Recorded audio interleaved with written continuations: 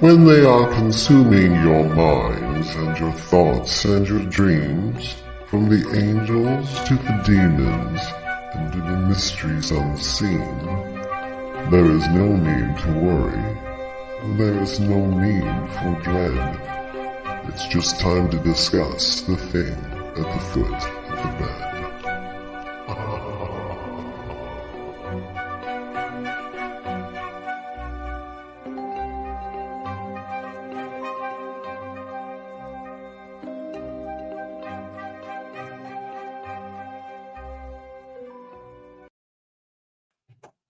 Good evening, and if you're just tuning in, you're listening to 105.3 out of Mississippi on FM and 107.7 out of the beautiful city of New Orleans, Louisiana.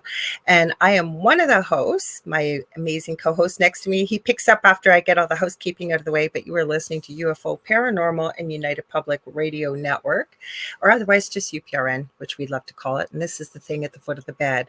I am, like I said, one of the co-hosts, Lorilei Potvin. I am also a host of my own show here on Monday nights called The Angel Rock from 6 to 8 p.m. Eastern Standard Time, like I said, on UPRN. And a little bit about me. I seen a comment and I got distracted. Hi, Diane Brighton. I am a Canadian psychic medium. I'm a crystal Reiki energy healer, Akashic Records practitioner, spiritual teacher and mentor, registered nurse, budding animal communicator, well-versed in near-death experiences, having studied them professionally and personally for over 40 years, and having had one as a toddler. And I think I said budding animal communicator. I know what it is. Well-versed in the paranormal. We've shared our story on the Travel Channel's Paranormal Survivors Season 4, Episode 9, called Demonic Hauntings. So what else do I want to tell you? I got lots to tell you before we start. If you guys want to join in the comments, like Diane is over here, I keep seeing Dave's comments. Shannon K. Casey, I'm getting to you, girl. Hi, Shannon and Sean, and David knows too. We were gonna do a really spooky thing to you guys, but once I get the housekeeping out of the way, we'll tell you a bit more about it. With your big TV you're watching this on, you told me. Anyways, if you guys want to join in the comments, like Diane and like Shannon and Sean, who's in the background with her, what you're going to do is head over to UFO Paranormal and United Public Radio Network on Facebook and YouTube. You're also streaming to my co-host David Hanzel's YouTube channel, which is The Spirit Experience, and his Facebook profile, which is They Whisper to Me. And feel free to jump in if I said that wrong, Dave, but I think I did, right? Okay. And I'm also streaming on my main profile on Facebook, The Angel Rock, and my YouTube channel, The Angel Rocker Tribe. We are streaming, where else are we streaming? On Canada's Most Haunted, and also to my Instagram profile under The Angel Rock. Now, just so you know, if you're just tuning in on Instagram, I'm not ignoring you, because if you tuned into The Angel Rock or The Thing at the Foot of the Bed, both these shows are very audience participative. Without all of you, we would just be having an amazing, wonderful conversation together, which we love to do, Dave and I, but it's better when we have all you here, right, Dave? That's right. And then, so if you head over to one of those places, you can join in the conversation. The reason I say that is this network's been around for 25 plus years. We do broadcast to every country in the world. We have a large global audience, but 80% is audio only. So those that are able to watch, we'd love to have more. If you join us over here, the more, the merrier. And speaking of watching us, we have our own TV channel, this network. It's on Roku. And if you'd like to find it, where you're going to go is the channel store, and you're going to type in UFO space P as in paranormal. And there's going to be a drop-down list. We're about the third or fourth one down, and you're looking for UFO space paranormal and United Public Radio Network. And that's us. And many of the shows stream over on Roku, so you can watch us on your TV, like Shannon and Sean, which I'm going to get to in a minute. Also, I don't think I always forget something. I should write it all down here. Let me see if I missed anything. I think I put everything on here that I wanted to say, except for the last thing. Because Dave is going to tell you all about our group and everything else. So come hang out with us where I live here in Thunder Bay in Northwestern Ontario, Canada, this October 4th to 6th, 2024 for the Lake Superior Paranormal Convention. Tickets are available now. There's VIP Plus and there's Supernatural and VIP passes. but they are limited, and I know over half of them have sold out already, which is cool. But we'd love to have you join us up here. We had Lucky Paranormal a couple of weeks ago on, who are putting it on the Angel Rock, and we showed you some crazy stuff. We've got everything up here in Thunder Bay when it comes to crazy paranormal activity. If you can think of it, we've got it. So there's going to be some talks, there's going to be workshops, there's going to be a paranormal investigation, and vendors.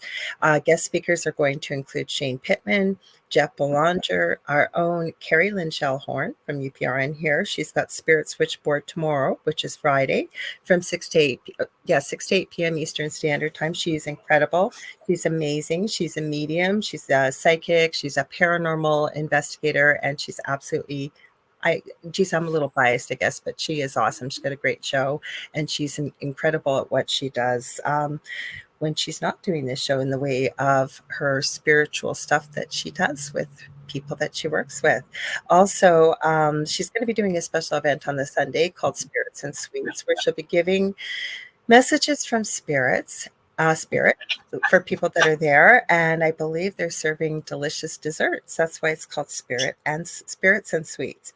The Travel Channel's Beyond the Haunting will be there. Chris Rutkowski, I hope I said the right, Rutkowski. He does UFOs and Bigfoot and all kinds of things. We've got Dean McCauley from Dark History. He's local to this area as well. The Winnipeg Paranormal Group, and so many more, including myself. I'm going to be doing a talk as well and having a vendor table. I am hard at work working on that. So be sure to come and join us. Now, I'm going to check in with Gail and with Mel Willis, who are putting this on from Lucky Paranormal. I'm hoping, we were talking about it a couple weeks ago, that they were going to look into if they could stream it and sell tickets online, which would be great. So if you couldn't make it physically here, you still might be able to join in by buying an online ticket. So I'll keep you abreast of that. Also, if you want to buy a ticket, check it out. It's at Lake Superior. I just went blank here. Lake Superior Paracon.com. Sorry about that. Go ahead, Dave. Oh my gosh, I forgot where I was for a minute. Yeah, me too. My mind just went blank. That's okay. That's okay. Well, hi everybody. Hi everybody in the live chat. We will call you up by name later on. My name is David Hanzel. I'm a spiritual medium and a channel. And I'm also versed in near-death experiences, and I'm also a near-death experience survivor about 8 years ago. I guess that's what you would call us, right? A survivor. I don't know. Didn't really survive anything. Yeah, I just came back. I am an angel channel and a regular channel and all kinds of fun stuff. I also talk to animals as well. But other than that, I hope you guys are all doing well. I wanted to start out real quick, Lorilei, and so you guys don't forget to tell about our group. Oh yeah, by the way, you guys, if you are a longtime fan of ours, and if you're a new fan of ours, if you go to Facebook and look up the thing at the foot of the bed with Lorilei Potvin and David Hanzel, we have a group there.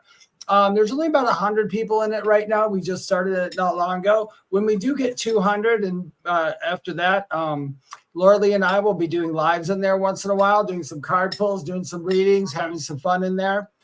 So make sure you go ahead and join that group. You can also see any of the videos that we play. If you're just a listener and we talk about a video we're playing, Lorilei usually uploads them right into the group. So if you're in the group, you can rewatch the video. You can also share videos with us and experiences you have or you'd like us to talk about. We're very audience driven. So we like to talk about whatever you guys would like to talk about. We have a topic in the beginning, but you guys can change it anytime you please. We pivot lots. Every time I found we do this major planning thing, you guys bring up something and then we just go wherever. Yeah, you guys, we've done that. You know how many times? Well, we used to sit here when we first started the show, like over a year ago, or almost a year ago. We're going on a year and a half. Well, no, yeah. Is it June? June, I think. May, June. Yeah, June will be a year and a half now. So we used to do all kinds of, we'd pick topics and we would do all kinds of research. And then we did a couple, and then all of a sudden people started asking questions about other things. So we still do research. Yeah. And we said, screw it. Okay, let's talk about that. So that's what we do now. We talk about what you guys want to talk about. If you don't have anything to talk about, trust us, we both have motor mouths. So we can go all day, all night talking. Outside of that, welcome to the show tonight. We have some spooky videos. Lorelei's going to play. We don't know which ones. It's Lorelei's choice. And we'll go from there when we watch them. If you guys have any topics you would like us to talk about, please go ahead in the comment section and leave them there, and we will pick up on it. Also, if you have questions, not readings, but if you have questions about anything spiritual, metaphysical, or paranormal, feel free to write it in, and we'll and if we know something about it, we'll talk about it. The only time we won't talk about something or do it is if we don't have an experience in it or don't know anything about it. We don't want to make crap up. So we'll tell you. We'll tell you. Yeah, we'll tell you. We know a lot of stuff though. I'm over a half-century old, and I've been doing this since I was a little kid. Yeah. Don't you remember that we didn't know a lot about the Haints, like HAI? We didn't, yeah.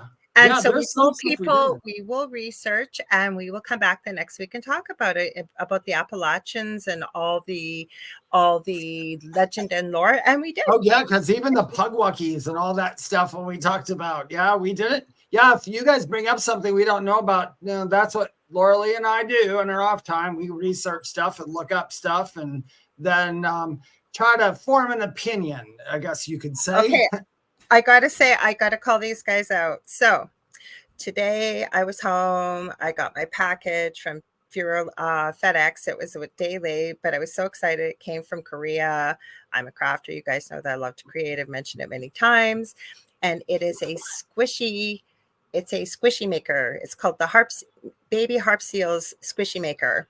And it uses slime gel, and you put these cute little packages with all these tactile things, and you make them into keychains, right? And I'm sitting there and thinking, I don't know why, but I think I should run over to Dollar Tree. So I do. I'm about halfway through the store, and I hear this man's voice, and I look up, and it was a very pleasant voice, but sort of a deeper voice, and you could hear it. And I look up, and I see him. I don't really recognize him. And I look across to the woman. I went, oh my gosh, that is Shannon. So Shannon K. Casey, I'm calling you out tonight. I told you it would be. Shannon and I have never met. We live in the same city. We've known each other for years. I have met her wonderful husband, Sean, through Shannon. And so we ended up talking, probably could have talked all day there, but it was getting heavier traffic, had to get home so we could be with all of you. But David, Shannon, and Sean are the ones that said that they watch us on this giant screen. And what did you say when I told you? Because I said, yeah, we got to do the 3D thing. Okay. So it was they can probably see, they're like going, you need some skin lotion. So I wanted to give them a special shout out. We're gonna give everybody a shout out, but I know Sean had a question for you about cats. So whenever he types it in or what, but shall we say hi to everybody? Yeah, go right ahead. Okay. Jonathan's got a great question. Okay, so we got Diane Brighton, and then David made some comments, and then we got Shannon, got Kathy Hanley Little, because Shannon said, hello, friends. Kathy said, hi, guys. Mary Erickson said, hi, L'Oreal, and David liked and shared. We appreciate always when you like and share. That's I forgot to tell you. Please don't forget to like, share, and subscribe. And if you like what you see, tell all your friends and family, because there is something for everybody on this network. We do stream 7 days a week, multiple shows. We have a new show before us that started last week. I met them on a panel show, great hosts. So be sure to check that out. They talk all things paranormal and spooky and ufology and great topics like that, and super well versed in the arena of that. And I love that Mary put hi L'Oreal, because I've been called that before. And I think it was probably a typo, but if it isn't, that's okay. I answer to most things. It's Lorilei. And Shelley Noyes Anderson says, greetings from Maine. From Maine. I got to put that up there. It's so cute. The spirits are upon us tonight with our keyboards, I think. Let's see. We got Nicole Thomas Ryan. Right. We got Jackie Lane. We got Michelle. You're going to say, oh, sorry. I thought you had your hand up. I was going to go, Dave, are you raising your hand? Oh, no. We got Michelle over in Australia. She says, good day, all. So it's already Friday over there. Jonathan Keyworth of JK47 Paranormal. He he's got a question I'm going to be getting to. Let's see. Michelle says, that's true. We're always learning. And she said, I guess if you're not learning, you're not listening. Okay, I'll just make sure I didn't miss anything. Okay, you want to read Jonathan's question since you noticed it? Yeah, so Jonathan Kewer. So by the way, Jonathan uses what do you call his box? Is it a ghost box? SB7. SB7. Yeah. Uses have the spirit's voice come through. He does that kind of stuff, and he does investigations and so on and so forth, and tries to contact and attempts. I won't say tries. Attempts to put out there to contact people to help them. But his question is, where did it go? So I did a missing person case on Tuesday, and I just posted best responses. One question I have is, can I ask another person's guides to put a message in the person's head? Lorilei? Okay. You can certainly ask if it's meant for the person's highest good and meant from a positive space, which, knowing Jonathan, I know you would be coming from that place, but we can't force our will on somebody else. So things need to play out the way they're meant to play out. So if it was meant to happen, it could. So you can certainly ask, but a better question, and I'm just going to give you from my own personal experience, when I do the Akashic Records, the way I do it through crystalline energy is we work with the masters, teachers, and loved ones, which means a whole collective of higher ascended beings, if you will. And so say I have somebody coming to me and they just found out that their sibling was diagnosed with cancer, or maybe they found out their sibling's spouse was cheating, and they want to go into the Akashic Records and find out, what's my sister's husband doing? What's going on with the marriage? How do I find out? This is ridiculous. He's such an ASS or whatever, right? That won't work when we're dealing with spirit. So how we could present the question is, I would say to the person, how we would ask is, how can I best be of assistance to help my sister or brother through this very difficult situation? So again, we're not going into other people's energy. And even though we may think that it's really good for the other person and it'll really, really help, there's a bigger plan, a bigger path. Never mind that we can't, even though we think it's good, it has to sort of come from the person. Plus their guide, if the message was meant to be there, I believe would be there. Go ahead, Dave. I know you got lots to add. Oh, yeah. It's so the question is, can I ask another person's guides to put a message in the person's head? Everything Lorilei said, and then I'd like to add the one question I would have, and I'm not being smart actually, is maybe you don't know, but why? Because if you needed to give somebody a message, that's what, when people say thoughts and prayers, or people ask or give well wishes to people to hold them, what you're doing is you're putting it out there. It's going to fall to the right person anyway. To go through a person's guide, you would have to first somehow have a validation that that person that you're speaking to, the guide, is actually that person's guide, because we don't know that. We don't know, because when people ask me, they're like, can you talk to my guide? I'm like, yes. And I said, I can get back what you need to hear from whatever it is around you. That's how I think of it in my head.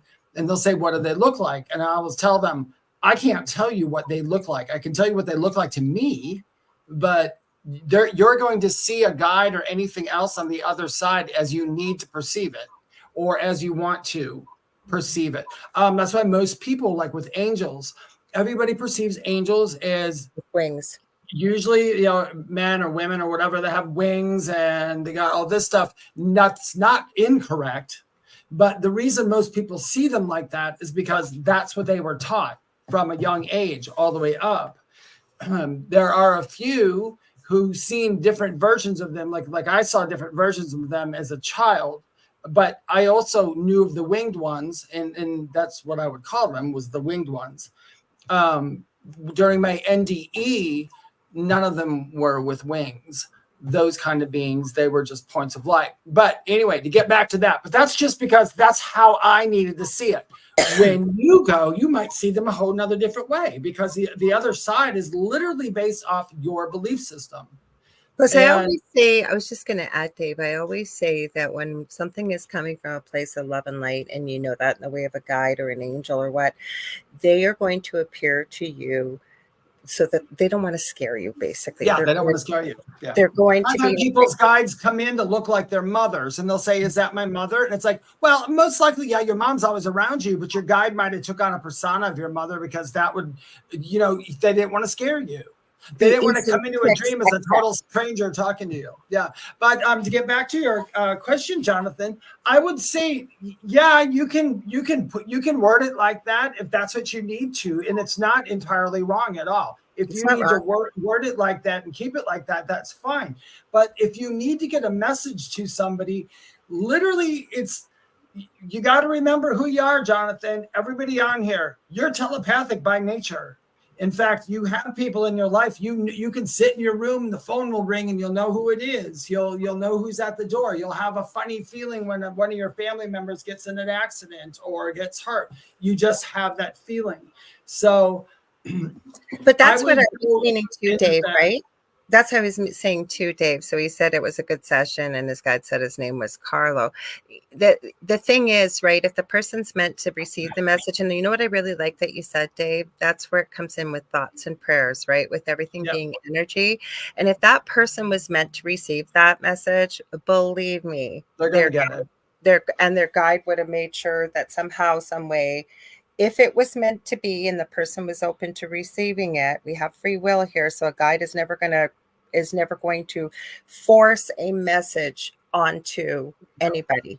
Okay. No, and when we're thinking of guides, a lot of people in their minds think that I'm sitting here and there's a million guides standing there and they're always standing behind me everywhere I go and do everything. No, they're not. In fact, most of the time they don't want to answer me, because when a guide helps you, a guide is trying to tell you stuff to get you to find the answer. It wants your higher self and you to find the answer. It doesn't want to just, otherwise people, I could just wake up all day, because I talk to my guides all the time because of my work.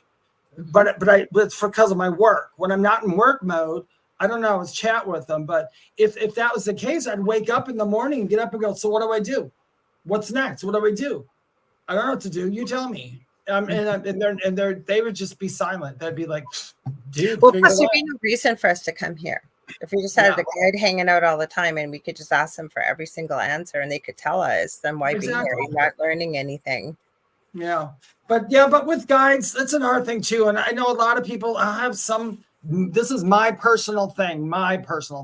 So people ask me, what's my guide's name? I tell them, I do not know what your guide's name is. Whatever you want to call your guide is what your guide's name is. The guide might give me a name so I can reference them. Like, I have a lot of guides, but I have two main ones that are with me all the time during readings. And I know their names because they gave them to me. But when I talk out loud and I say stuff, there's sometimes I know they're not stating, it's not them, because I know their energy and I'm asking questions and I'm getting it from this other consciousness. And what I'm doing is I'm getting it literally from the energy field that's out there. Is just, I'm picking up the answer. So nobody's literally telling me the answer. I'm picking it up. These are great questions, though. These are great questions. Yeah, that's a really good question, Jonathan. Jonathan said so true. So thank you so much. And I know that somebody recently had asked about the person they really cared and loved. They wanted them to be able to not be able to suffer anymore, and we're hoping that do you remember that, Dave, that they could leave sooner, and we had to talk about that, and it wasn't wrong because you were coming from a place of love. They're coming from a place of love. So it was a really good conversation point and a really good question. But speaking of this question, and I already answered it off air, so I'll throw my 2 cents worth, because when I was talking to Shannon and Sean, but they have a question. Do you want to read it or you want me to read it? Oh, where is it there? It's at the bottom, Shannon. I already highlighted it. Yeah. Oh, yeah. I watched this earlier and I have my answer. So do you want to go first? Go ahead. Okay. So Shannon says, our previous cats who have both passed away Can they be coming through our new cat in behavior? Now, to give a little bit of detail from what Shannon and Sean had said, and my condolences to losing your babies. It was Hope and give me Java. I remember because I thought it was Java, and then we were talking about movies. Shane, I want to say Shane, Sean. I know what Sean's name is. Sean and I, and he goes, so like Jabba the Hutt. I Star Wars, got it. Okay, so they had recently lost Jabba and Hope in 2018, and this little one came to them. He picked them out, basically. It sounds like they were just going to look at animals and jumped out of the cage and hugged them, kind of thing. Since they brought him home, he has very similar markings. You'll have to fill in the details, guys, because I'm trying to go from memory here. But the new baby, why can I not remember the new baby's name? I remember the two before. But anyways, the new one, who's 2 years old, is doing things very similar to what their two other cats who were siblings did. Markings very similar, I believe. It's either Jabba or Hope. And I kept feeling like it was spirit. Like it kept saying, are you seeing signs like from maybe the cats hanging around or something? And then as we got talking, I asked, when did Hope pass? And they said in 2018. And some people, you'll hear from some people, this can't happen. I truly believe it can. And none of us are going to know all the answers until we go back home ourselves. But I think our animals can come back to us because their lives are much shorter than ours. And if they're haven't completed their mission for why they're working with us. So I almost feel like it could be Hope and then some influence from the other, like in spirit from the two siblings that have passed. But feel free to add whatever you like. Nico, and you guys told me how many times Nico is the new baby. Sorry. Well, mediums, pet mediums, all kinds of mediums. Everybody sometimes has a slightly different view of everything. So don't worry about that. Don't say whatever. I already told them you may give them a completely different answer, and you and I are perfectly okay with that. We don't know. Yeah, and we're perfectly. Now, I do have like pretty much the same answer. Yes, pets do come back. They usually don't come back like your pet's gone and 2 weeks later you got another pet and it's that pet or whatever. It can happen. I don't know what the reason would be. A completely different pet. Like I've seen that happen with people, like a turtle, and that was a cat or a bird before. Keep in mind the energies that are your pets. We'll call it let's call it the oversoul of your pets. Okay, that oversoul knows the personality when that animal goes over. So if another animal comes in, that animal also knows that other animal well. They're probably very, very similar animals in nature. And when they come back, they could be putting out the same behaviors as your other one just because they're so close. Oh, that's one really distinct, Dave, like super distinct. No, that's the one. That's the one. And I'm going to tell you why that could be too. Is because, okay, so that's one. So not every animal that goes comes back right away, because if you think about it, literally there's no need for them to do that because they can help you more on that side than they could here ever. And when they come back, they also go through the veil as well. So don't think a cat remembers everything about his other side. Just because he can see things we can't see while we're here doesn't mean he's still aware that, because he's also having an experience just like you, because their souls progress. So in order for them to progress, they have to see themselves from another point of view. And so I have the same thing with my mom's dog as well. My mom's dog who passed, her dog was born like a week after she passed. My mom bought that dog, and now the dog's 8 weeks old, and that dog literally, it's almost the same exact personality, but there are differences. So I said, I don't think that would be her, but it could be. The only reason I could see where she wanted to do that is because my mom was so distraught over the situation, how it happened. And, but you really, I know animals do reincarnate and they do come back to you, but most times of all the animals I talk to, and I don't know, I haven't talked to every one of them. Some say we come back with other people as well. And I said, oh, so you might reincarnate right away, but not with your person. It might be with somebody else. They're like, yes, because other people need us it's too. not guaranteed. It's not guaranteed. Yeah, it's not guaranteed. But I will say, I have seen animals, and I have, in my own experience, had animals that were almost the exact replica. They were slightly different. So either that cat is a reincarnation of your cat, and you'll have to pardon him, because if he's a reincarnation of your cat, he's still going to go through the veil. So he's still not going to have total memory of everything, but he would have memory of you. I almost felt like it was help from the spirit world from the other side. Like Shannon said, almost as if Hope and Jabba are guiding or helping Nico.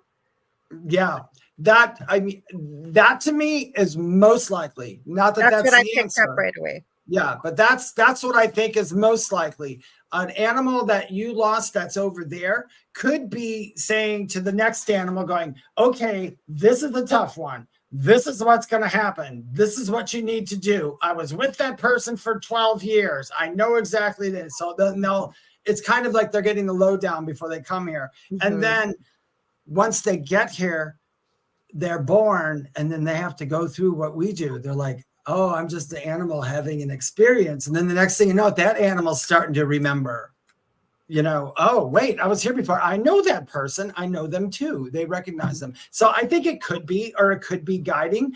I can't honestly tell you the exact answer. Do you know what my problem was that I didn't do, but I didn't have enough time to do it? If we were doing a reading or something, I would have asked you this.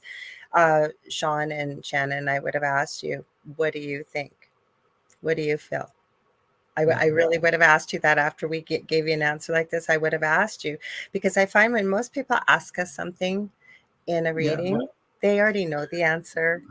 They're just not, they're not sure. Well, you guys, Lorilei is absolutely right. And I don't want to put us out of business, because I do this for a living, obviously. But why? You know what? Whenever you ask something, most times that you ask it, you know the answer deep down. When people go, I had a dream about my mom. Do you think it was my mom? I'm like, well, how do you feel? Did you feel happy when you woke up? Yeah, I felt happy. I was relieved. A lot of sadness went away. Then yes, it was your freaking mom. And even if it wasn't your mom, you go ahead and you go on thinking it's your mom, because it made you feel better. And that's what she would want. So I'm going to go back. I'm going to go back a little bit here. Shannon said, thank you. She added to that, but I just wanted to say, Kathy Hanley Little, she said that person passed on. I wasn't going to say your name, sweetie. I remembered who it was. I didn't want to call you out or anything, because I thought it was a really excellent question that you had asked a few weeks ago. And I figured if you were open to saying your name, you would have. So thank you. And she said that person passed on April 12th. Thank you for your advice, you too. You're more than welcome. That's why we love doing this show, right, Dave? Yeah, and you know damn well that young man is very, very happy right now. And so Michelle Plummer, I need to give you a huge shout out and say hello, because apparently you left me a comment a few weeks ago. I think it was on Monday night, and you can't see the comments back in the live. I think it was on YouTube. So I said today I was giving you a huge shout out. So thank you. I hear you're coming up to Thunder Bay, if I remember correctly. Can't wait to meet you. And she says, something is up if they do their business in the same spot as the other.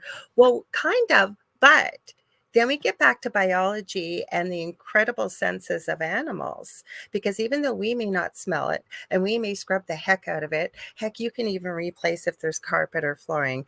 Animals and cats too have an incredible sense of smell. So they can smell it, believe me. So Shannon says, we feel the exact same way as what you both have said. Well, thank you.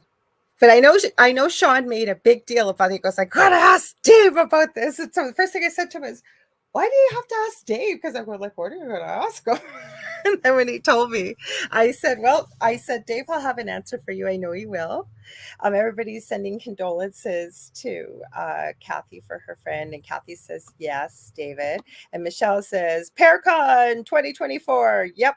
So anybody, we'd love to meet you up here. We really would. We'd love to. And like I said, hopefully we'll be able to see you even with an online ticket. I'm hoping those girls will be able to swing that, or we'll be able to find someone that can help with that, because that'd be so cool. Because like I said, we really do have people from all over the world, and to be able to try and travel just to one place for a couple days, right? Online's a lot easier. So those were good questions we got asked tonight. Yeah, I like those. I love questions like that. Mm-hmm. Ask away. I'm going to show, how about, you know what I think? What do you think, Dave?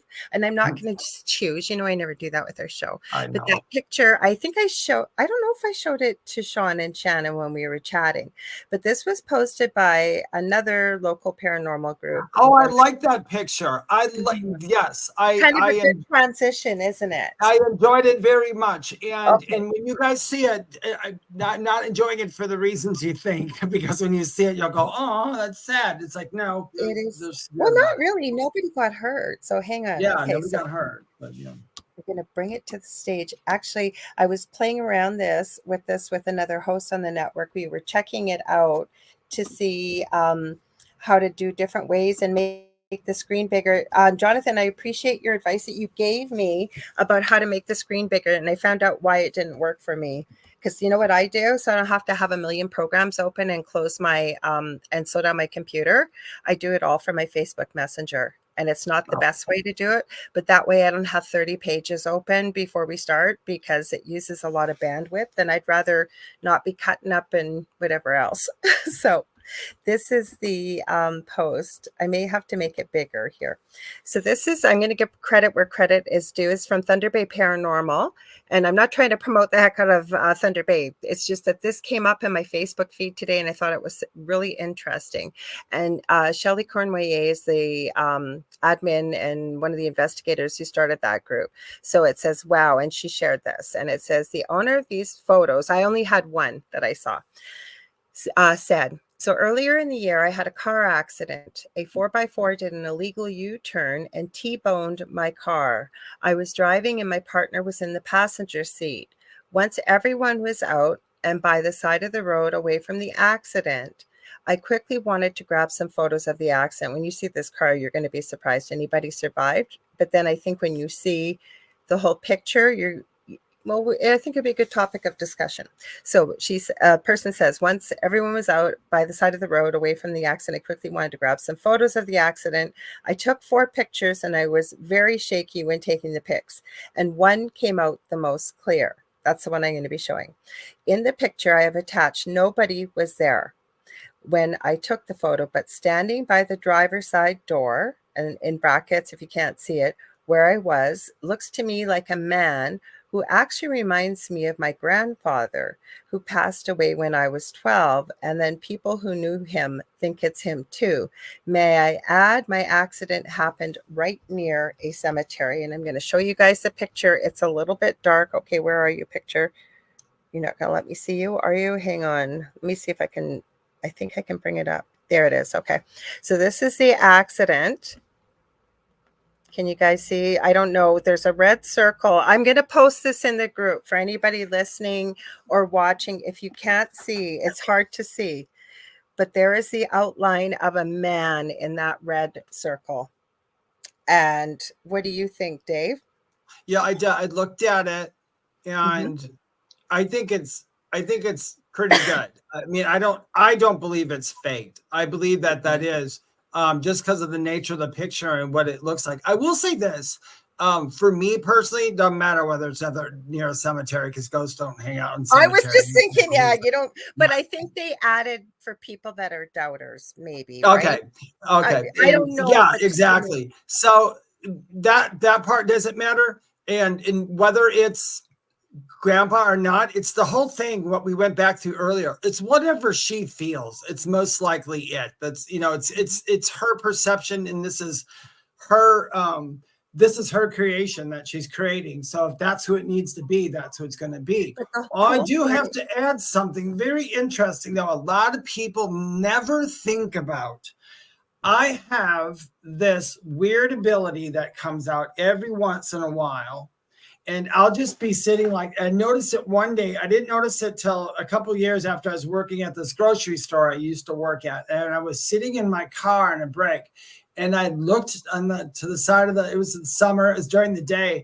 And I was looking down past the building where this empty parking lot. And all of a sudden, I kid you not, I started to smell, and it just smelled like old dirt, or old, like a dirt road or something like that, like if you're going down a farm. And I saw, and not in my mind's eye, it was so light, it looked like kind of like that picture of people walking, and I could see a building, but only for like a couple seconds, and then it would go away and it would come back again. And I don't know if I told you about that. And I went in and I told the boss, the manager, who actually loved the paranormal. And I told him, I was outside and I seen this. And I said, could you do me a favor? Could you find out what was on this property a while back? He goes, why? And I said, because I saw this place and it didn't look like there was a farm field behind there before. It looked like it was a very small city, and there was dirt roads, and they were walking. I didn't see vehicles, and it was a dirt road.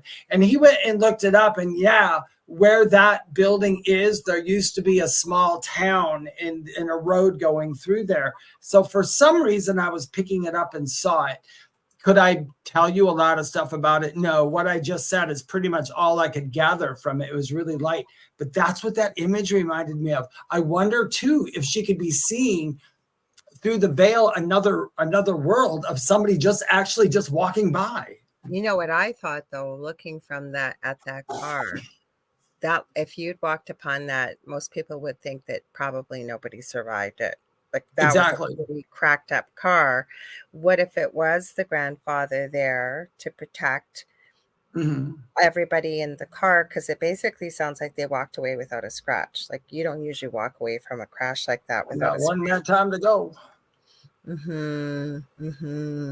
Yeah, So but it was really interesting. I know what I forgot to. Dave and I have been so busy with him moving and everything. You know what I want to tell you guys about that happened was really creepy. So I meet with my two friends. We connect and meet with Spirit every now and then, usually every couple of weeks, right? We have a little chat group we do. So we were meeting last Friday. So it would have been after Thursday. So I didn't have a chance to talk about this. And my partner, Del, sometimes I'll ask him about stuff too, because he researches different things than we do. So he came on there and he was asking, with the way the energy's been and stuff, was anybody else having weird dreams? And he said, that was first I heard about it. He never said anything to me till the ladies were there. He said he was waking up with some very vivid, weird dreams, and he had some bruises on him. Didn't show them to me. I didn't see them. I don't know what it was. But my whole point is, as he's speaking, I kid you not, this man's voice comes through clear as a bell and says, you know what you got to do? You got to smack them across the F face. And I forget what else it said, as clear as a bell. Now we record our meetings and it came up in the recording. How creepy is that? Like it was literally like the person was right on the video call with us. Like there was no static. There was nothing. It didn't sound like it was picking up like a baby monitor or anything. It was so creepy, and as the clearest. I don't even know if I can call it an EVP. I don't know what to call it. It sounded like somebody literally joined the video call and was in there adding their 2 cents worth. Yeah, I love stuff like that. I mean, who knows why it happens? Who used to say that? We were talking about weird, vivid dreams, and then the guy comes on there and adds like, you know, you got to. I actually probably find the exact wording. I think I clipped it.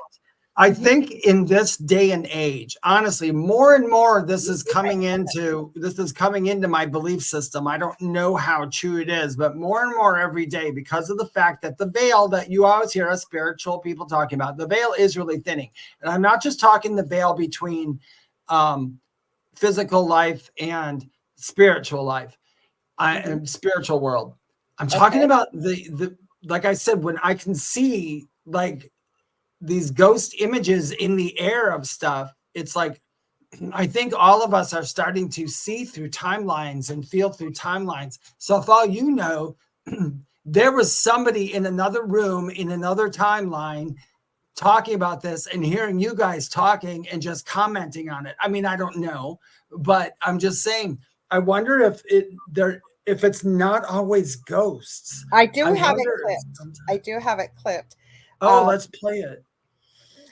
How about okay, I won't show the video. I'll just play the audio because I didn't ask for permission to play it. Oh, if you can't do the audio too, that's okay. I don't want I'll do the audio so you guys can hear it. I'll send it to me. Hang on, give me a sec. Oh, I'll send it this way. It might take a second through Messenger. I just won't put the video on. I'll just play the audio because you guys can hear the audio if I don't put the video on, can't you? Yeah, I think so. Yes, I thought, because when it starts playing and I go, hang on, and then they get the picture on there, I know you guys can hear it. So give me a sec. So you guys will hear this. Okay, who am I in here? God, my brain's thinking about this now. Yeah, wait till you hear this. Hopefully I think it's though. We'll see if I remember correctly. But this is creepy.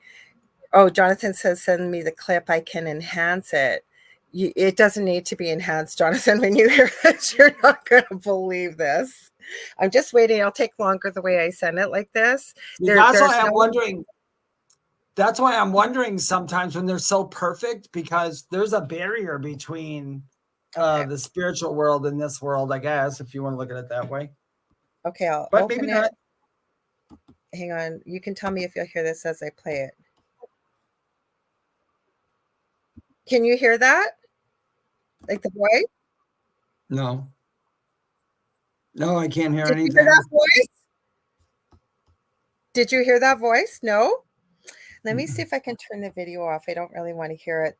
Like no, it's not going to show me. I don't know how to play this. Maybe what I'll do, if you want to talk for a minute, I'll mute me and I'll screen record just the EVP so you can hear it. It'll take me 2 seconds. And that would, because you know what, I didn't ask for permission to put anybody's video on there, so I don't want to do that to them, but I'll play. It's okay. It's going to take me 2 seconds. It's not a very long clip. Okay, so give me a sec. Okay, I'll just mute me. All right, talking, read some call, wherever you want. I'll be 2 minutes. All right. So what I was saying to you guys before, I've been wondering, and more is one. Lorilei knows this already. When it comes to ghost clips or anything that's like within the last couple of years, even if it looks real, I always have a doubt to it, just because AI and stuff is everything is so easy to fake something nowadays. But anyway, I watched the really old clips, like 15, 20 years ago. I love those. When you see those, there's most likely something good. But I was also thinking that a lot of times, like I said, the other side is hard to hear. Either we have to be a medium, or it's it's guides talking to you in your head, or sometimes we can hear it audible. But I kind of think we are seeing through different realities besides ours. So sometimes there could be, because there's another Earth just like this Earth, and you're in it and you're doing something else, or you might be someone different, or so on and so forth, because everybody knows the all is just the all. It's one thing. There's really nothing outside of it. We're all in the same moment. It's just in our little sleep here, we are thinking that in our little thing that we're here, we have perception of time and space. There's space between things, and actually, and in reality, there's not. And I'll tell you that might sound weird, but if anybody else have ever had an NDE, if they can remember this part of the NDE, which most do, there wasn't really space between anything, and everything was, you could walk through a doorway and there was a giant room, but outside of it, there was only a door and nothing else. So there's all kinds of realities that you can see. And I think some of those realities are kind of leaking through. It's kind of like some people, when they go, they might go into a fifth dimensional type thing and not all the way over. So that world is most likely, to me, it's going to resemble this world. That's why I think some people who have NDEs, and I'm not sure about this, they have NDEs and they see a world that's exactly like us in their town and their city and all this other thing. I think that's because They're in spirit, but I think they're in like a 5-dimensional or 6-dimensional thing. So I'm not sure. Take care, Jonathan. But for the most part, I do believe that there could be things that, leaking through, I guess is a, good way to say it. I can't think of another way to put it. It's kind of like some people blame everything on a ghost or poltergeist, where what if it was extraterrestrial intelligence? Now, I don't know one extraterrestrial and never have that has anything bad that wants to do with the earth. So when you guys hear that fear-based stuff on YouTube or whatever, please think about it before you judge on it, because people are always going to tell us crappy stuff. Fear sells. Nobody wants to talk about the happy alien coming to the earth. They want to talk about the alien that abducted everybody and did terrible things. But that's my thing. That's my thing. Shannon Casey says, I think we see so many videos of the paranormal now because everything is recorded and cameras are everywhere. And that's absolutely true. And we see so many fake videos because people love fear. I shy away from anything that has demon haunting or anything in it. I'm like, yeah, whatever, who cares? That's, to me, I'm so sick of that. I'm so sick of that crap. It's unbelievable. Everything the demon. And the funny thing is, I've known people who believe in demons, but they're atheists. I'm like, how can you be an atheist and believe in demons? And, they're literally, oh, yeah. I'm like, they came from a religion, So, because I don't believe in demons at all. I believe in things that aren't that good, but I don't believe in demons and pitchforks and all that fun stuff. And Laura Lee's back with her clip. I had to think quick. I'm going, how do I do this? And I'm under pressure. Okay, I've got it. I'm going to send it to me. Okay, you guys, it doesn't have the video, but it will have the audio. Here, I got to send it to myself in Messenger. So give me one sec here. Had to use two different devices. Jonathan had to go, by the way. He said goodbye, but he had to leave. Oh, Jonathan? Yeah. Okay, that's okay. This one, like we said, this isn't as ideal as the video. The video really adds to it, but like I said, I didn't ask permission, so I don't like to do that to people unless I ask their permission. Okay, it's gone through. Okay, you guys ready for this? So hang on. At first I don't know what the voice behind says. Like there's something ahead of it. Jonathan might be able to enhance it. I don't know what. Okay, open up here. Okay, hold on. Alrighty. Well, I add it to the stage. And it does say a colorful word in here, but hang on. Okay. At first you're going to just hear talking, and there's almost a pause in a conversation. And if you guys haven't, don't say this is the clearest voice you've ever heard. But it was her actual mother. And I mean, I just had to cuss this woman out, like, get out of here. You could be slapped a few times to get the fucking picture. Some people are. Yeah. I don't even know who that is. Who's that talking there? I'll play it again. I haven't had a dream in how long, but it was her actual mother. And I mean, I just had to cuss this woman out, like, get out of here. You could be slapped a few times to get the fucking picture. Some people are. Yeah. I don't even know who that is. Who's that talking there? Yeah. So that was the young voice was the one you're talking about. You need to be slapped a few times across that. That was clear. I thought they were in the background of the podcast of somebody. And they were talking, saying something when other people were talking, and then it's as clear as a bell. I don't know what that was, where that came from. Was it through StreamYard? No, we were reading. It was over in Ring Central we use, which is like Zoom. There was nobody else in the meeting. There was 4 of us, and this voice comes through, And it was crazy. It would help if you could see the video, and I'm sure the ladies would give me permission, but I don't like to do something without asking permission. But yeah, like that voice sounds like it's part of the conversation. Yeah, it did. Yeah, and it came out of nowhere. Like there was no static or anything. Like usually if you're going to pick up like a baby monitor or something, there's a bit of static, or you can tell it's a baby monitor or a portable phone. That was clear as day. That's why I cut the conversation off. It went a bit longer because you just hear us going, what the heck was that? Like, who was that? Like, where did that come from? And yeah, we have no idea where it came from.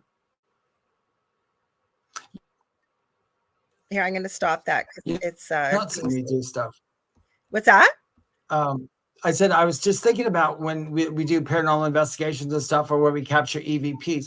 There's certain EVPs, the ones that I hear that don't sound like a whisper are the ones I like the most. Now, I'm not saying that spirits don't whisper, because I've had the whisper in my ear before, but for the most part, I think I can always tell when somebody makes something up, like not you guys, but like on YouTube, I've heard. When you hear the voice, they always make it the voice. I don't know what direction they're giving the person. You can't see me because what had happened. Oh no. But just a sec, I'd given Dell the phone and I had to run for a quick potty break. So I said, talk to the ladies. So I was literally gone 10 seconds and I'm at the top of the stairs and I start hearing this voice as they're talking. I'm going, what the heck is that? And I come downstairs. I'm at the bottom of the stairs, not in frame, when you hear that clear as a bell. Oh, and well, I know that. What that's I was getting at this. There's a lot of people, not this in case. I can tell when they're doing something because they'll make the ghost voice sound forced. And I think somebody's directing them going, come on, you're supposed to be talking from the other side. It's hard. You got to whisper. You got to do that. They don't. The ones like Lorilei has, those are like the real deal ones. Those are the ones that. Well, you know what it reminded me of, that voice on TikTok, you know, that male voice that sometimes narrates, not the more comedic one, but I've heard this voice almost like Michelle Plummer said, I'm getting Ray Liotta vibes from that possibly, but it reminded me of the TikTok narration voice that you'll hear when somebody does a voice dub and they use one of the voice things. Michelle Plummer goes, yes, that's what it sounded like to me, like that voice.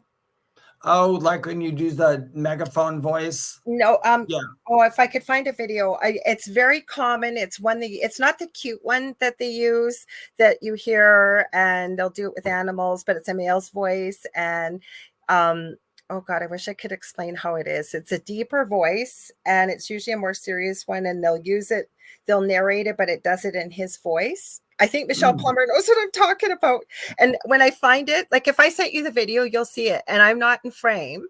Yeah, because we do it on Ring Central. And Ring Central is just like Zoom, except it's a little longer for the free version. So because it transcribes all your meetings and stuff. And we do everything. We keep it all in so we can go back to if there's something we want to check or whatever, right? It's just proper thing. And yeah, we never got anything like that after that. It was just when my partner Dell came in and was asking them. It was the weirdest thing. It was clear as a bell. I don't know. Michelle, I know what you're talking about. Okay, she says a narrative computer-generated male voice, usually with ominous background music. Yes, thank you, Michelle. That's the voice. You usually hear it on TikTok. Yeah, I know what you're talking about.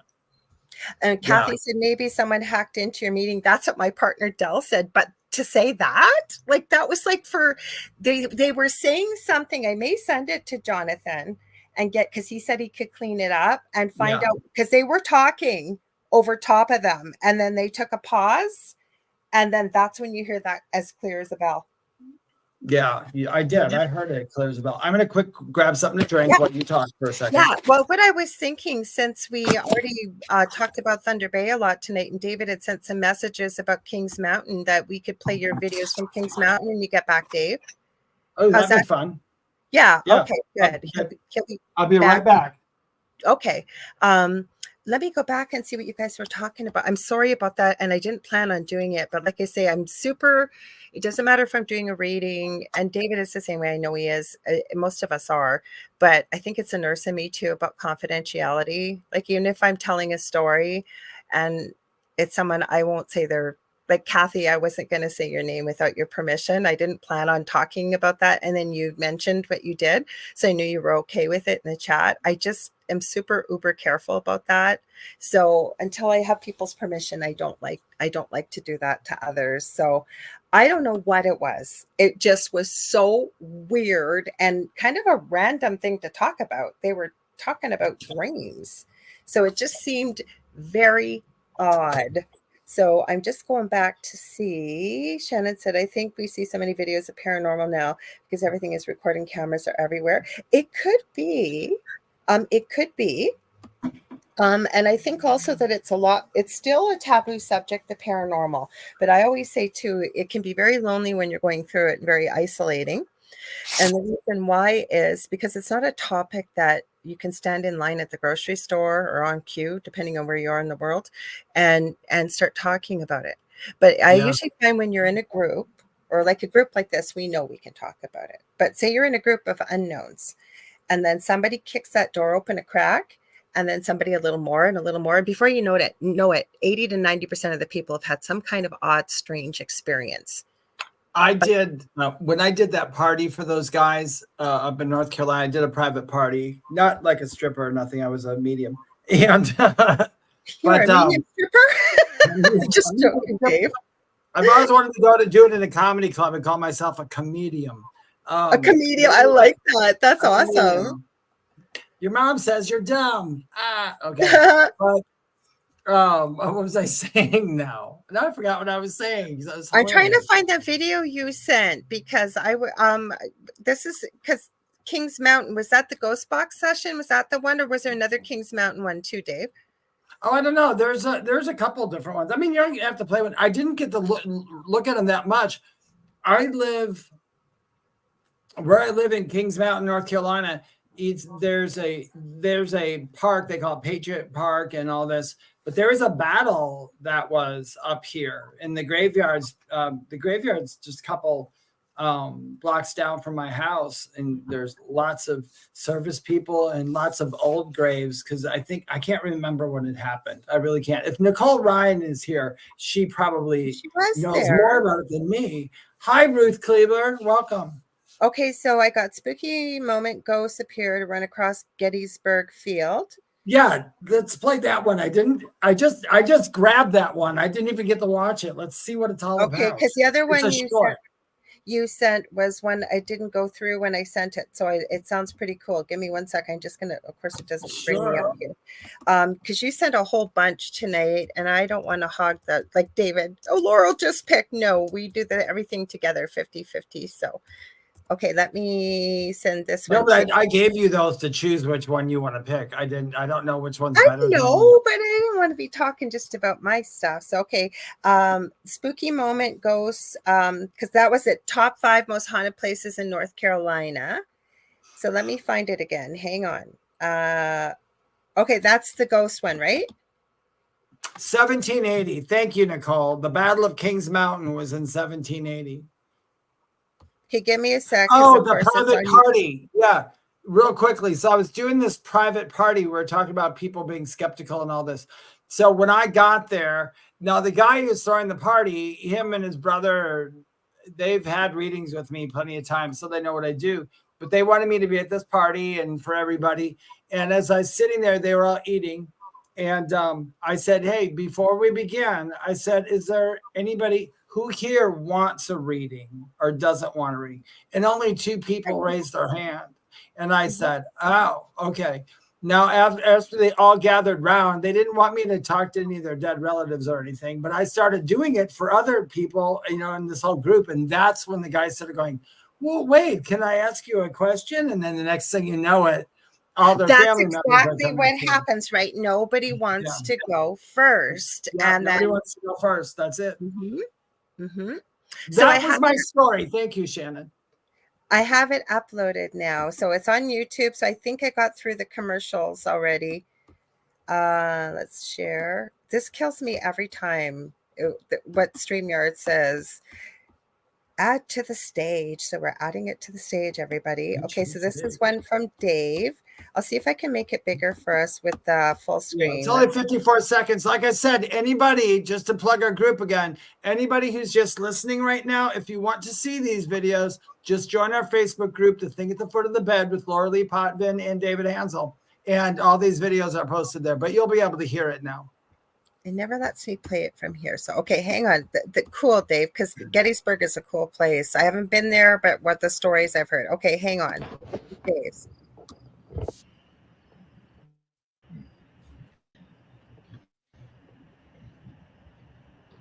Spirits going across. When you see it big enough, you can see spirits.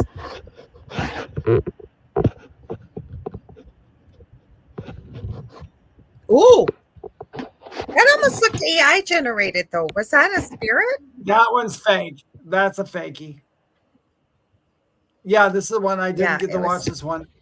I think that was fake. Yeah, but I think they had something at the beginning that I don't even think they realized. And that was fake, I think. But I think they had something at the beginning and they didn't even realize that they had something. And okay, so my rule of thumb is, I'd love to hear this from you too, see what your thoughts are. That, just let me stop this because my bandwidth's been going crazy, which I knew it would if I keep it open. So I almost think, and then we'll get to Kathy's comment, my rule of thumb is when I'm watching a paranormal investigation, because I haven't been working a camera for a full investigation, but if I'm watching something and there may be in a notoriously haunted, doesn't have to be, but you just know that there's some activity, like maybe there's a lot of EVPs coming through or a lot of tapping and banging, whatever. And they're filming, even when it's live, and then the camera goes really blurry and it just can't seem to focus. I am positive that's a spirit close by. What do you think? Oh, yeah. I mean, there's other things that could cause it, but to me, it pretty well, because then you usually find, and I've seen it even in lives too, that when you're hearing the tapping, the banging, EVPs maybe come from a ghost box or whatever, right? Ghost tube, whatever person's using, SB7, and then all of a sudden they can't focus. The camera will not focus. It gets really blurry. That's what it seems like. It could be getting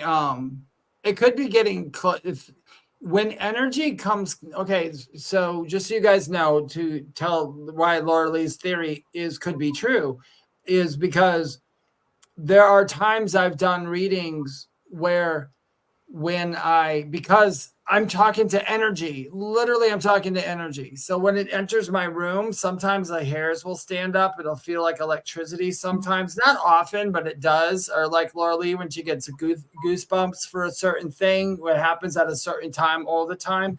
So I don't see why that theory wouldn't make sense. Plus, it's energy, right? That's why when a ghost is nearby and somebody's using a K2 meter, they're measuring EMP, right? Electromagnetic frequency. And I think it actually, if it's close, and there's other reasons why a camera can go blurry. So this isn't every single time, but it's an indication that there may very well be a spirit close. I think their frequency tends to sort of distort a little bit with the camera, because camera picks up a lot of stuff our eyes don't pick up, just like audio does, right? Yeah, exactly. Let's read Kathy Hanley's. Well, I was just going to say hi, Kasoon. He's over in Sri Lanka joining us in the middle of the night. Yeah, middle of the night. Okay, go ahead, Dave.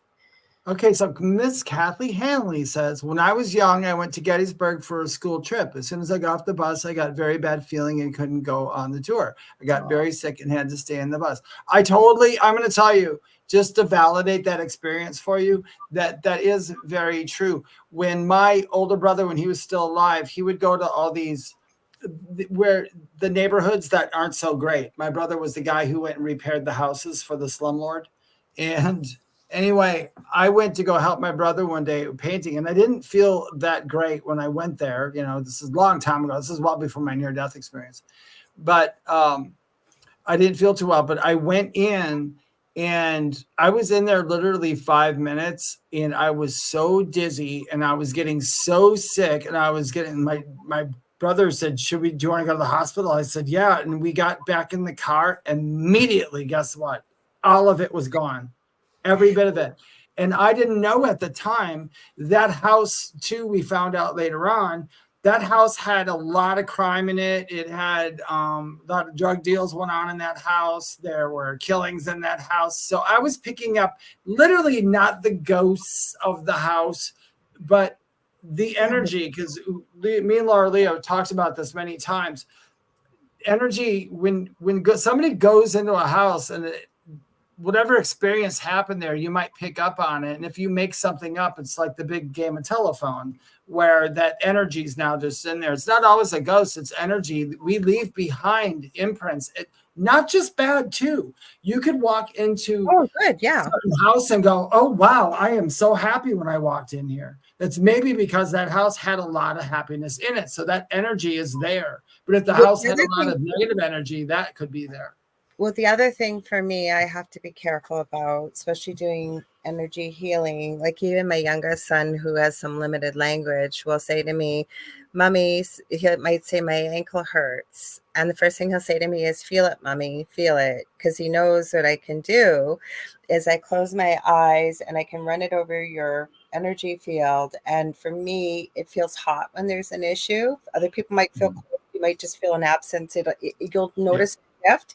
So he always tells me, and I know right where it is, and I can feel by the heat that comes off how intense it is. But I can tell you, working with people, energy healing, like even long distance, if I'm not careful, I can pick up people's pain. The other reason why I'll tell people I work with, if I am not well, or I'm sick, or I'm really tired, or say I'm having a bad pain day, I don't go on about it. It doesn't change my life or anything, but I do have chronic pain. I know that I have the ability to send that to people. So I want to be at my best when I'm working with my clients. And usually I am, but I can pick up, like I can tell you very quickly, somebody had contacted me and they're having something called diabetic neuropathy, which is one of the worst pain. Oh, it's awful. It's I know I've had it. It's not diabetic, but I've had it in my hands, and it feels. The only way I could describe it was like having in 10,000 degree French fryer oil, because it's nerve pain, right? Yeah. And this person was beside themselves with the pain. They wanted to take their life basically. And I was so glad they had reached out. And I'm not trying to make it sound like I'm so great, I saved their life. I didn't. We just spent the time together, and I, talked to them. I was trying to get them to reach out for some help, and they did, which it had a good ending. But I asked them, would they be open to me doing some energy healing for them? And the pain I was picking up was so incredible. I can't even imagine what this poor person was going through. So I have to be very careful about that, right? But to me, your body, when you have pain, that's your body's voice telling you this area needs attention. Something, yeah. Mm-hmm. Incidentally, that's how I know how somebody died most of the time. And they give me the pain, and then it's my body says this area needs attention. So I'll get the pain and I'll be like, oh, right here. It's okay. I know what that is. And then we'll go on. So yeah, that was very or cool. Taste, whatever. And it's interesting the way different spirits work with you when they're sending messages. Or the other thing is, if I pick up old jewelry, I remember a friend of mine gave me the most beautiful beads, and I was working with them. Speaking of happy energy that you could leave, I was working with them, and all of a sudden, this is when I was just first starting to learn about my gifts years ago again. Like, they've always been there, and all of a sudden I kept getting these incredible, almost little movie clips playing of this young man presenting this beautiful necklace with the stones to this woman. And it felt like an engagement gift, almost like there was just so much love with it. And it was so incredible. Like I could feel that just from picking up the beads. Or like Kathy says, I'm getting goosebumps from telling this. That is my sign for truth. Me too. We all have signs for truth. And if you don't, you can set that up with your team. Whatever you notice. You can. Yeah, you can. You really can. Hi, Contessa Martins. You just said something that was going to prompt me to comment on it, and I don't. Oh, when you said that you go to thrift stores to feel things, psychometry. I forgot the name. I'm so glad you said it, Dave, because I forgot. Look at this, Lorilei. Oh, that looks so real. It's all metal, and there's no printing like where it came from or anything. I love to go thrift shopping, and just like I like this old house and everything, and I go in and I'll grab things and touch things and just practice. And this was on the shelf way behind everything. And I looked at it and I picked it up and I'm like, oh, Mama's got to have this. So I just looked at the guy and I said, how much you want? And I was thinking it's really heavy. It's all wow. It's but he goes $1.99. Bargain. I said, here you go, my man. I walked out the really door. Awesome stuff. Our places here have really jacked up the price because it's I got one more thing real quick. The funny thing was when I brought this home, if you guys see, I do once in a while, I'll do like an oracle reading in the morning on TikTok. Well, I had this guy was in the frame, and see, frogs, I love frogs because for me, they signify transformation, because going from a tadpole to a frog and all that. When I pulled my cards, when this was up there, they were all transformation cards. And it was really how cool is that? And I thought that was just really cool. But okay, but look at that. Okay, so this, I believe it or not, were heart boxes from the Dollar Tree, and I've turned them into little trinket boxes. I'm going to be making some. Cool. I'm going to be making some I love Kuromi from Hello Kitty. I'm wearing Kuromi. I have Kuromi everywhere, but I'm making some ghosty ones too. And it literally, I made all the little Scully guys. I made all those little guys out of air dry clay and stuff. Oh, sorry, I got to move it to the center. So, yeah, I'm going to be making some ghosty ones with little ghosties and stuff on them. But how cool are those? Yeah, that is. I don't think it'll have any energy. It shouldn't. But actually, before I do Reiki. Well, it's what, it's something good though. I mean, usually, what's really funny when I bring new stuff home, I have to clean it. I have to do everything because the energy that is on it, usually I feel it just if something's just going down a conveyor belt, that blah feeling from it. But it's these old things that I really love. It's a good idea to do that though, David. It is, because everything's energy. Yeah, it's a good. I'm such a silly guy. I'm like, just come in my house. I need some more experiences. I just don't like the scary ones. Yeah, but okay, so we've had people say before, right, I'll never buy something secondhand because they've had maybe a paranormal experience. And I can completely understand that. But what we never think about is everything that we buy at a store, and it doesn't have to be a secondhand store, everywhere we go, that has been touched by thousands of human hands. Like, it doesn't matter if it's natural or it's manufactured. It has been, right? Yes. Nicole Thomas Ryan. Someone did a reading for me and told me I have gifts, but I'm not born a medium, so I don't have it in my life. Thoughts? Everybody's born a medium to an extent, so everybody has it. But if this is how I look at it, so none of what's happened to me my entire life was on accident, because everything that happened to me, good or bad, got me to the point I'm at now. Yep. Some people like myself or some others, yes, I grew up being able to hear them. I grew up in the houses were haunted. Everyone we moved to and the ghosts followed us, or whatever you want to call it, followed us. And no, they didn't scare me and they weren't violent. It was a little uneasy when you're a child and you hear attic doors open and close and you wonder who's there. But we all have those gifts. And the thing is, because of in my experience, I'm open to everything mediumship, if that makes sense. I'm open to everything. So it's always in my life. There is not a part of my day where mediumship is not a part of my life or being spiritual. So that's why I do what I do. I do believe you have gifts. And just because you don't feel the mediumship gifts doesn't mean you don't have it. Because some people had to learn what mediums do first before they got the gift. Some people had the gift and then learned how to use it. And then some people just gradually went their way. And what I'm going to say is, we are all human beings giving readings. Okay, when we give a reading, we're all human. Okay, we are not always 100% correct. And the thing is, you need to understand that each one of us is here for a reason. And we have our own purpose and things that we've set out for this life. We can screw it all up if we want with free will. But the thing is, don't ever let somebody tell you who you are. Exactly. You feel you're creating, you are so powerful as a human being. You create your experiences. And if this is something that resonates with you or you feel drawn to it, go for it. Do it. Try it. See what Learn you about like at it. If you enjoy it, we all do. I agree with everything David has said, but nobody has the right to tell you what you are or you're not. Okay. I'm sorry, but they don't. Like if people ask me what their life purpose is, and I'm not crapping on other people, okay, because everybody works I different. think she did that person didn't tell you that you weren't. They said that you were, right? And They told me I have gifts, but I was not born a medium.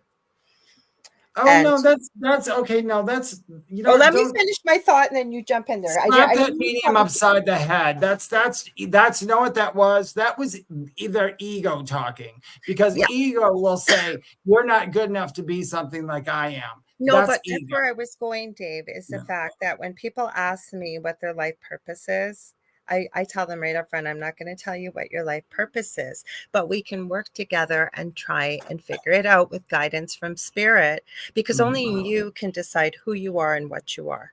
I don't care who tells you that. And I know people take, when they've made an investment to come to people like ourselves for a reading, and you have the choice to disregard it at all. If it doesn't, when we tell you that, Dave and I both do, take what resonates and leave the rest, but only you can decide that. And if that is something you really want to do and you put the time and the effort into it, you will be able to do You'll be able to do it. maybe not like Long Island medium, but if you really wanted that, and just remember this. And even Long Island medium, I've studied a bunch of her shows. She reads like everybody else does. I mean, she's just I was just pulling her it out here. I'm yeah, not in her experience, saying she's doing this. Yeah. So if you want, if Nobody anybody ever wants to be a medium, go learn how. Same as psychic. We are all psychic. Yeah, we're all psychic too. I've had people say to me, well, when do I know I can call myself a medium? And I truly believe this, that if you claim it and you own it and you put the effort into it, like the muscle, working it and working on it, working with different mentors, some people it comes naturally to all and they don't need to be taking classes. But that happens with all of us. Some of us are natural born singers and artists. Exactly. A medium, I'm going to tell you, anybody who says, I want to be a medium and takes one class and gets a website, stop it. It takes a lot longer than that. It takes time and it takes effort. I said work with different mentors. But that's where I was going with this, Dave. Some people are natural athletes and natural musicians and natural singers. They never took a lesson, nor do they need to. That's something some are. But we have the ability to be it all. Are we going to be 100% at everything? More than likely not. But we all have these abilities, and some we're going to be better at than others. That's just who we are. Yeah, it's just how it is. Some mediums clairs are stronger than other clairs. Yeah. Some people, it just is what it is. I just say, do your thing and don't hurt nobody. But don't let anybody tell you who you are or what you are. And I'm not crapping on people that do that. Maybe that's the way their practice works, and that's okay. They will work with the people they are meant to work with. But what I'm trying to say to people that are hearing this, that have been told that this isn't who they are, when maybe they really feel that they are, or they feel a strong pull or calling to it, you do you and go out. Like somebody put in here, be your authentic self. Absolutely. You are so powerful as a manifester and a creator. And I'm serious, like as a human being, we've never been taught these kind of things. So again, will you be like A+, the most amazing, incredible medium there ever is? I don't know. You could very well be, but that's up to you and the amount of time and effort and work and what you put want to do to it. Exactly. And Tessa Martins has a really good question here. Sorry, I didn't see it, Contessa. I apologize. That's okay. Let's see. Oh, question. When someone hears voices, how do they know it's real and it's not something medical happening in their head? That's called clairaudience. Everybody in this world has clairaudience at some point. I will say this: if the messages coming in your head are negative and they refer to you hurting yourself, then you go see a psychologist. There are others. Because for the most part, it's going to be positive, or it's going to be a pleasant warning, I would say, because I've had very sternly a voice say, "Do not go there," something like that, and then I won't. I'll be like, okay. I would say, for me too, you know what, clairaudience.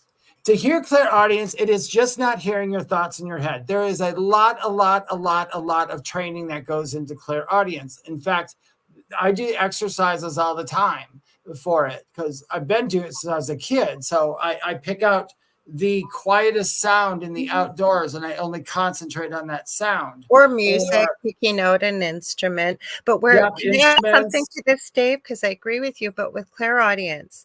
And I was just having this conversation on I'm trying to remember what podcast I was on the last week or so. And we were talking about it. And I've asked many people. There are people that will hear a different voice other than their own. There are others like myself that hear my own voice. But how do I know that it's my guides? And this person said almost identical to what I always say. I hadn't even given the answer and they did. I know because the voice in my own voice does not speak like I do. It's always meant in love, and it's always meant for either mine or the person maybe that I'm working with or what their highest good. So if you hear voices that are telling you to go hurt yourself or hurt others or anything negative, I that's either your ego, or if you're really questioning and hearing a lot of voices, it might be time to see someone. I can tell you though, I know people too that are really incredible mediums that were hospitalized in psychiatric hospitals because they were told they had psychiatric issues and they were hearing spirit. And I got to tell you, I've had conversations, I've never said this on air before, as a nurse, that I've looked at some people that, yes, they had some illness, mental illness, but some of the things they were seeing and hearing, how do we really know they maybe really weren't seeing and hearing it, right? Like, yeah, well, I mean, it all depends on how you want to look at it. If you look at it from a spiritual sense, everything's allowed, everything's a gray area, and anything's possible if you look at it like that. But we do live in a world that has some kind of truth to it. I would say with clairaudience exactly what Lorilei said. Sometimes you hear it as your own voice. Sometimes you hear it as another voice. I hear it usually as another voice. But there is a way better way to use your clairaudience, because even if you do it that way, you're missing out on a whole bunch of messages. And you know why? Because the messages, some spirits don't use their own voice. Some spirits use your voice. That's why you're a medium. You are the vessel. They use your voice, so they use it in your head. Spirit doesn't if you really want to work on your clairaudience, if you're doing for that, you got to sit there, and it takes time to figure out where your thoughts are coming from in your head. So a lot of times, some people hear their thoughts back here, or they just hear it as a whole up here. Some people hear it straight in front of their head. Usually the one straight in front of your head is usually spirit, but not always. Once you recognize where your mind chatter is, then anything you hear outside your mind chatter is the message. Does that make sense? Yeah, but Contessa asked exactly how would we know? Well, Contessa, it would depend on what you're hearing. And it's pretty easy. Like, for example, I received a message last week very sternly that said, know thy enemies. Is that meant for your highest good and in love? No. Yeah. Is it meant for everybody's highest good? No. But in the situation I was in where I heard this from, I knew it was from spirit, but that's with experience and many of the things that David said.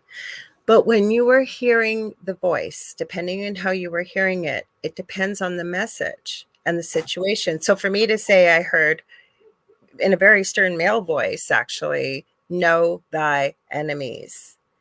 If that's all I gave you, and you, but actually, that's also really good advice too. I don't use thy. First of all, I don't use the word thy. Okay. So, and even when it's in my voice, it uses language and context and things that I just don't speak that way. Let's just say I have colorful language sometimes when I'm not on air.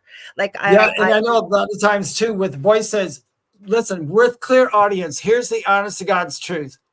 There are times where you do hear the voice in your ear outside your head, but I'll tell But you not that. everybody does. Well, it is one of the most rarest things in the world. So all these people who go, I told you I worked with that guy from England who said he was clairaudient, and he said, how do you hear the voices? And I told him all this, and he goes, oh, they just talk to me. And then he was giving a reading, and we got done with the reading, and I said, if they talk to you, you should have been 100% accurate. So they weren't talking to you in your ear. So quit telling everybody that you hear the voices perfectly outside your ear, because that just wasn't. But you will. It does happen. Listen, if clairaudience was hearing a voice in my ear all day long, I would pray to God that they got rid of my clairaudience, because that would just bug me half to death. And I hear it in my head 90% of the time. I have done a survey, actually. Have I talked to every psychic medium in the world? Obviously not. And but they'll all say the same thing. But it just depends. Some people hear a separate voice. Some people hear it within their head. Now, to me, I think we go back to what we've been saying sort of off and on all night, is that spirit is going to work with you in the best way you're going to receive it. So you are not afraid, and that you will understand or start to begin to differentiate. That's why it's important also to work with mentors and people who have experience, like David and myself, when we're teaching and showing people. Like tonight, we're doing a little bit of teaching, but I think it's a pretty easy guide. If you are hearing a voice and that voice is not coming in through with kindness or with love or whatever it may be, guidance, you need some guidance to a situation you're going through, and it comes through and you hear it and you know it's meant for your highest good. I believe that is spirit. Spirit is never going to steer you wrong. Spirit is never going to give you need to do this now. They will never do that. They respect your freedom. Like I said earlier, most spirit guides, they're not there to tell you what every move. And a lot of times you can ask for things, and you know how they always say, ask and you shall receive, or ask and it's always going to be yours, it'll be yes. That's not true. Sometimes you can ask for something and they're not going to tell you. Because it's not meant for your highest good. It's not meant for your highest good. So I've asked my spirits about stuff, my guides, where I just heard crickets. I'm like, Kathy, I guess you want me to figure this out, you know? Okay, so Kathy, and I'm going to get back to Diane's comment. You said it's only happened a few times. It's okay. Maybe that's the way you're. Oh, it's okay, because it doesn't happen. Okay. Yeah, it's happened to me once in a while too. I'll be laying in bed and I'll literally hear, "Hey, David," or "David," and you're like, "What?" But thank God it's not all the time, you know. No, but I know people who that's how spirit communicates. Each one of us is completely different. If they're hearing the voice outside their ear, meaning as if somebody's standing right next to them talking to them, then those need to be, I will call bull on all of them, unless they're the most accurate medium in the entire world. Because if somebody was just saying the message straight into your ear, the whole conversation, they should be perfectly accurate. Maybe that's the way they're perceiving it and learning how to trust it and start to be able to. I know, but sometimes we do have to correct people. That's not a perception. That's just a perception. It's not. If you want to get, I'm just saying, if you want to get good at it, we're all going to hear it outside of our ear sometime, but we're mainly going to hear it within our head. And like Lorilei said, sometimes it's our voice. Sometimes it's a whole nother voice. And I like when they do that personally, because I've done readings where I've talked to somebody's father and I'll hear the voice. I'm like, does your father smoke a lot? Like, and have this because he's like really gravelly. They're like, yeah. Did you hear that? And I'm like, yeah, but I didn't hear it outside my head. I have people though that claim that they hear it outside their ear. And what I'm saying is maybe that's the way they're perceiving, the way they're receiving it. Maybe it is coming from the inner ear. Where I was going with this is each one of us is different, right? Yes, and so Diane, I love what her comment, like she said, ask what regarding what you hear, how it relates to others to confirm. That's very true. Including yourself. Yeah. If you're not sure about the message, you have every right to question it. But I will tell you, spirit will never tell you what to do. Spirit will never tell you have to do something, you must do something, unless, like they'll tell you stop if you're just supposed to jump in front of a bus and you didn't see it. I've heard of situations like that. Well, and it's like, time to go. oh, I understand. Let me hear. I'll clear this up for you, Nicole. You do hear stuff You have to outside of read your it head. out, please. Yeah. Dave, just read it out for people that are listening, hun. Oh, so Sorry. Nicole says, when I hear it, it sounds like someone's talking outside of me. My voice is usually something important. And when it's usually important. No, that's true. I mean, we will hear an audible voice, especially if they need to hit home and get you to do it. I think I don't think it matters. When I say inside the head and outside the head, this is what I'm saying. Outside the head means there is an energetic verbal voice that is tickling the hairs in your ear, just like as if somebody was standing right next to me talking. That's outside. That's called subjective hearing. So most clairaudience is, and it's always been taught everywhere, is objective. So it's coming, the meaning is coming from within you. It's not coming outside here. And the reason it's not coming outside here is because spirit isn't outside here.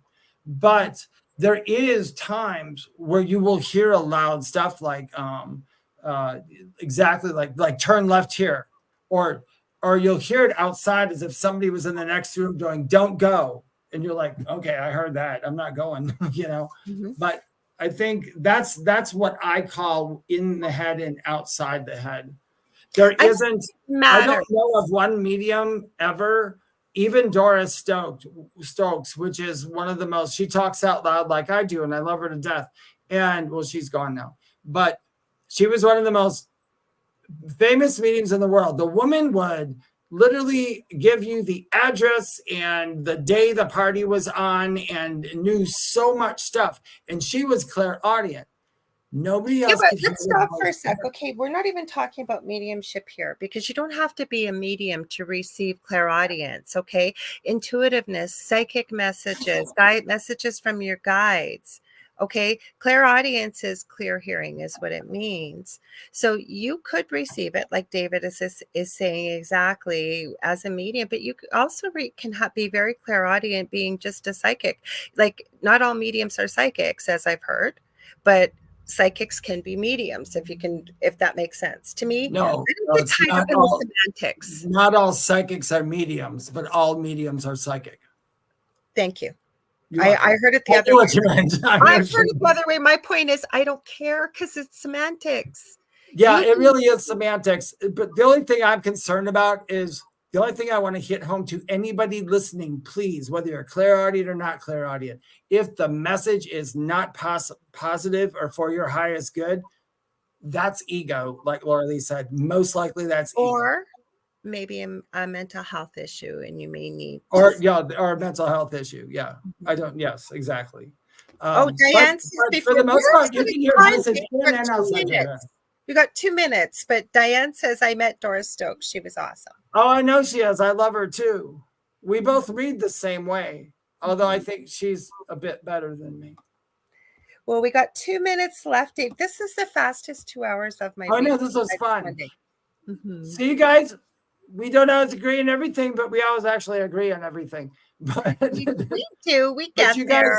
But you guys, just so you know, take us, for example, believe what you need to believe and what rings true for you. Don't worry about what anybody else thinks. And you're going to have the best experience in the spiritual world or the spiritual place. If you just say, you know what, if this is my truth, then it's mine. If it's not, it's not. That's it. Do you want to tell her to find you, Dave? Yes. If you would like to know more about me, find me, book a reading or anything like that, you can go to my website, theywhispertome.com. You could also go to my YouTube channel, The Spirit Experience, and sign up for my YouTube, because pretty soon I'm going to be doing a lot more lives on my YouTube instead of on TikTok. So I'm transitioning over to there for a while. If you would like to find me on Facebook, They Whisper to Me or David Hanzel Medium. Same for TikTok and Instagram. Go ahead. Thank you very much for all your wonderful messages. We love each and every one of you too that either join us or on the replay. So thank you. If you're enjoying what you're listening to or watching, please stay tuned. Second night of the Outer Realm with the amazing Michelle DeRoche and Amelia Pisano is coming up next. Also, if you ever want to get a hold of me, you can get a hold of me on Facebook.com/Angel Rock. I have everywhere on social media, either under Lorilei Potvin or the Angel Rock. Easiest, quickest way to get a hold of me, just reach out on Facebook Messenger. Also, 2 groups on Facebook, Paranormal University for all things paranormal, Angel Rocker Tribe for all things kind of spiritual, what we talked about tonight. And thank you for all your beautiful messages here. We love each and every one of you. We're so grateful for you all. Now, don't forget to tune in on Monday next week. I think it's Nicola Amadora. I forget what we're talking about. It's a cool topic, though, I promise. What a pretty name. What a pretty name. I know. She was supposed to come, I think, another time, and we were able to. I think she's across the pond, so we had to kind of reschedule things. But she's coming Monday, 6 to 8 p.m. Eastern. And you know where we're going to be next Thursday, 7 to 9 p.m. Eastern Standard Time, right, Dave? Right here? Where are we going to be next Thursday, 7 to 9 p.m.? Next Thursday. I don't know where I'm going to be in 10 minutes. Okay. We'll see you guys next Thursday at 7 p.m. Eastern. And don't forget about the group, The Thing at the Foot of the Bed with Lorilei. Oh, yeah. And please join The Thing at the Foot of the Bed. All you people out there, we're in almost every country. You have Facebook. Join our group. Yeah. All right. Once we're at 200. All right, Dave, shall we stay spooky? Yes, we should stay spooky. And now we're going to try to say our tagline at the same time again. All right. Ready, set. What's at the foot of your bed? Oh, I think almost. We are all going on a year and a half. We still haven't done it yet together, but we will. What I might do pretty soon is I might just make an outro video that says, "What's at the foot of your bed?" We love you all, everybody. Stay safe, stay spooky, and we'll see you next week. Okay. Have a good weekend.